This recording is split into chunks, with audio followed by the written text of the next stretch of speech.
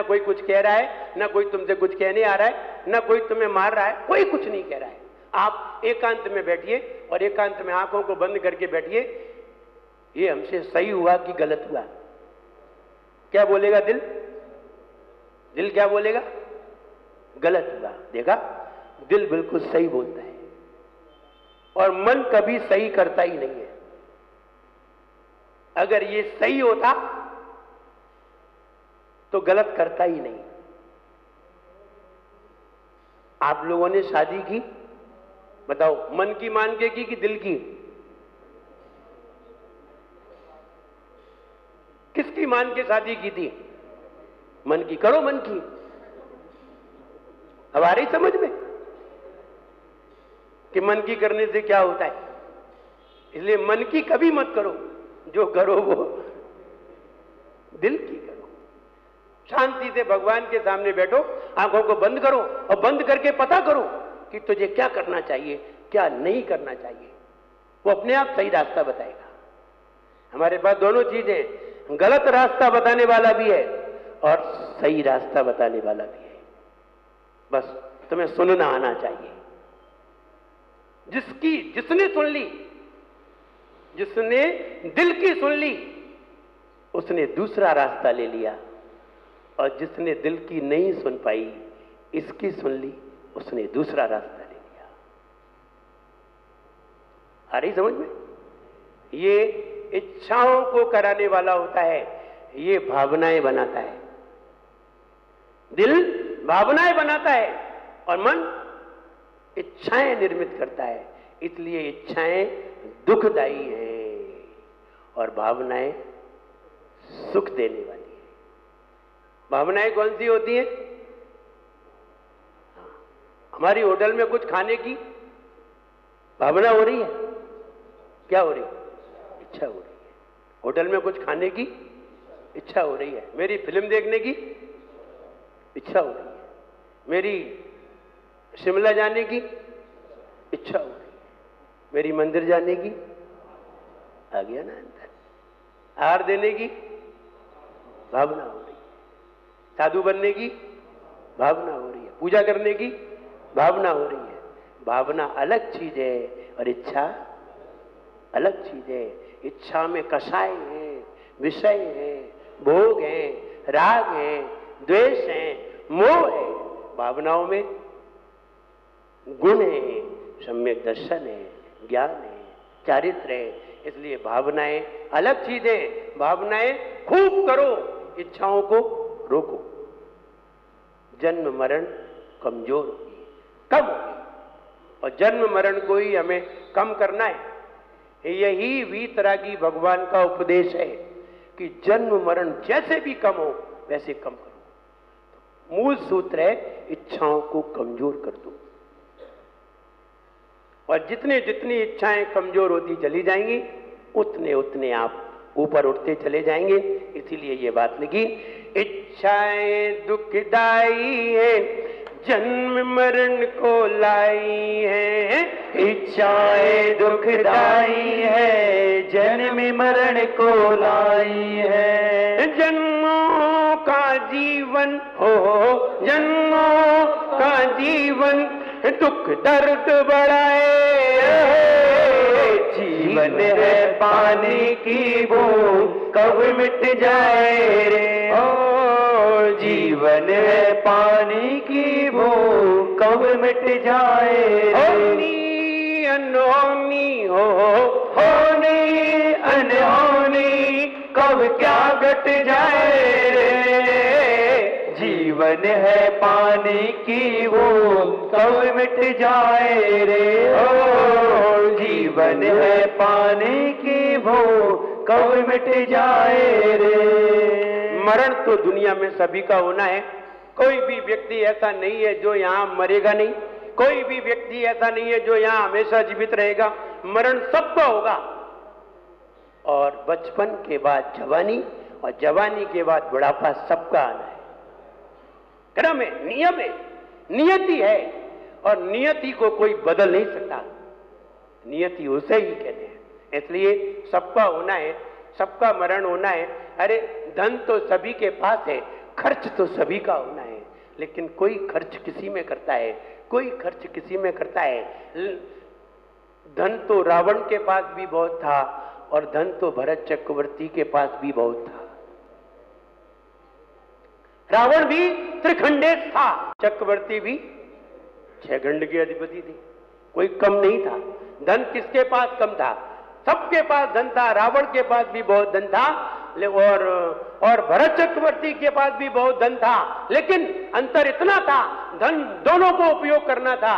रावण ने लंका बनवा दी सोने की, बढ़िया मकान बनवा दिए, महल बनवा दिए, एक एक चीज सोने की बनवा दी।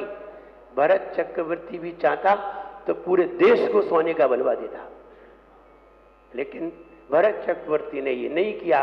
धन तो उसके भी पास था, उसने शानदार कैलाश पर्वत पर 72 जिनालय बनवाए। धन तो दोनों के पास था, धन दोनों के पास था, उसके भी पास था, उसके भी पास था। उसने 72 जिनालय बनवाए, मणियों के जनेत्र भगवान बनवा करके उसने स्थापित कराए। स्वर्णमयी मंदिर बनवा दिए 72 जिनालय, जो गगनचुंबी मंदिर थे। और उसने क्या बनवाया? लंका बनवा दी सोने की। मरे तो दोनों ही मरे, धन का उपयोग करके दोनों का ही मरण हुआ। भरत चक्रवर्ती कहां गए? मोक्ष पधारे। और रावण बैठो, धन का उपयोग कहां किया था? मकान बनाने में। बनाओ बनाओ, खूब बनाओ। इंतजाम भी आगे पता करो कि आगे क्या होना है। धन का उपयोग तो दोनों कर रहे हैं, एक ने मंदिर बनवाया, एक ने। मरण तो सबका होना है, तुम्हारा भी होना है और हमारा भी होना है। ना हम चिरजीवित हैं, ना तुम ही चिरजीवित हो। भले ही शादी के कार्ड पे लिखवा देते हैं क्या, चिरंजीव। हाँ, तो मरोगे तो हो नहीं। आगे लिखवा देते, जबरदस्ती ठुकवा दे, लिख दो लिख दो। ठीक है, मतलब चिरंजीव नहीं होता। ठीक का मतलब होता है चिंताशील, आगे होने जा रहे हो। और ची का मतलब चिड़चिड़ा भी होता है। तो अब आगे यही होनी है, आगे यही होनी है। खैर, बात की बात है, हम आपको बता सकेंगे कि ये मंगलमय है या और कुछ है, बाद में समझाएंगे। कहने का मतलब ये है, हमें जन्म मरण को कम करना है। मरण दोनों का होना है, मरण तुम्हारा भी है और मरण हमारा भी है। बस हम तरीके से मरने जा रहे हैं और तुम तरीका अपना नहीं रहे हो। तुम कह रहे हो जैसे मरेंगे वैसे मर जाएंगे। ड्रिप लग के मरे तो वहां मर जाएंगे, इंजेक्शन लग के मरे तो वहां मर जाएंगे, बीमारी होके मरे वहां मर जाएंगे जहां मरना है। और हम सोच रहे हैं नहीं, भगवान को स्मरण करते हुए मरेंगे। इतना सा ही अंतर, अपने आप को जानते हुए मरेंगे, सब त्याग करके मरेंगे और भगवान को स्मरण करते हुए मरेंगे। अगर भगवान को स्मरण करते हुए हम मरण करते हैं तो हमारा समाधि से मरण होता है, वरना बेमौत मरण भी होता है, अकाल मौत से भी मरण होता है। जो लोग कहते हैं अकाल मौत से मरण नहीं होता है, उन लोगों को निमंत्रण दीजिए, उनसे कहिए आइए, हम तुम्हें समझाएंगे कि अकाल से मरण होता है और सिद्ध कर देंगे कि अकाल माने क्या चीज है और अकाल से मरण होता भी है या नहीं होता है, ये भी सिद्ध कर देंगे। किसका होता है और किसका नहीं होता। किसी से कह देंगे तुम्हारा अकाल मरण नहीं हो सकता, जाओ तुम ऊपर से प्लेन में से कूद जाना, मरोगे नहीं। किसी को बता देंगे कि तुम्हारा अकाल मरण नहीं होगा। तुम चाहे ऊपर से कूदो, चाहे ट्रेन के सामने आ जाओ, चाहे तुम्हारे ऊपर बस चढ़ जाए, चाहे तुम्हारे ऊपर ट्रेन चढ़ जाए, चाहे तुम ट्रेन पे चढ़ जाओ, कुछ नहीं। वो एक व्यक्ति बस में चढ़ रहा था, बस में चढ़ रहा था, बोले भाई साहब हम बस पे नहीं चढ़ पाए, और आपने बस चालू कर दी। कंडक्टर से चिल्लाया, आपने बस चालू कर दी, हम बस पे नहीं चढ़ पाए। तो कंडक्टर को कोई मजाक सूझ गई, तो कंडक्टर बोला भाई साहब चाहे आप बस पे चढ़ो, चाहे बस तुम्हारे ऊपर चढ़े, टिकट तुम्हारा ही कटेगा, टिकट तुम्हारा ही कटना है, चाहे बस तुम्हारे ऊपर चढ़े। बस पे चले तो भी तुम्हारा टिकट कटेगा, बस तुम्हारे ऊपर चढ़ी, टिकट तुम्हारा ही करना है। तो मरण तो सबका ही होना है, लेकिन हमें समाधि से मरण करने की भावना करना चाहिए, तो हमारे जन्म मरण कम होंगे, और जन्म मरण कम होंगे तो हम निश्चित निर्वाण को प्राप्त करेंगे। सार की बात यही है। जय बोलिए परम पूज्य आचार्य गुरुवर श्री विराग नगर जी गुरुदेव की। दुखदाई संसारिया छिपा इसी में सारिया, दुखदाई संसारिया छिपा इसी में सारिया, दुखदाई संसारिया और छिपा इसी में सारिया, दुखदाई संसारिया छिपा इसी में सारिया, और सार बिना बेकारिया, सार बिना बेकारिया, सार बिना बेकारिया, सार बिना बेकारिया, सारिया जो पाएगा, सारिया जो पाएगा, जन्म मरण मिट जाएगा, सारिया जो पाएगा, जन्म मरण मिट जाएगा, जन्म मिटते ही हो, जन्म मिटते ही मुक्ति मिल जाए, जीवन है पानी की बूंद कब मिट जाए,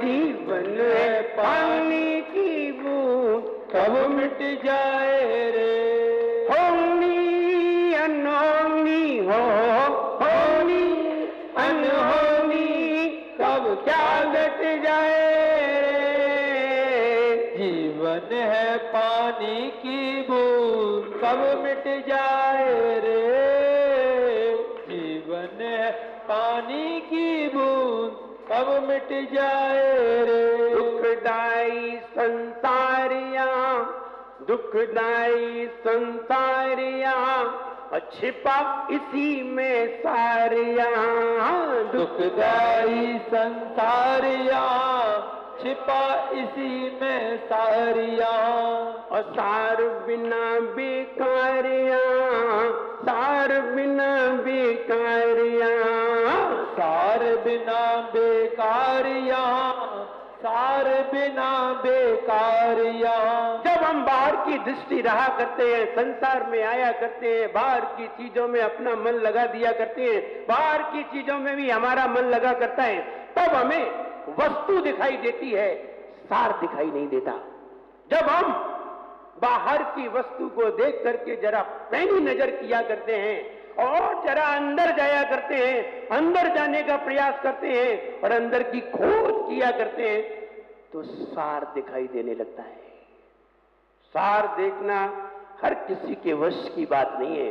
जो बाहर देखने वाले हैं इन्हें कभी भी सार नहीं दिखता, इन्हें संसार ही दिखता है, और वस्तु में ही इन्हें सार वस्तु में ही है, लेकिन ये वस्तु को ही सार समझ बैठते हैं, जबकि वस्तु में सार था, वस्तु सार नहीं थी।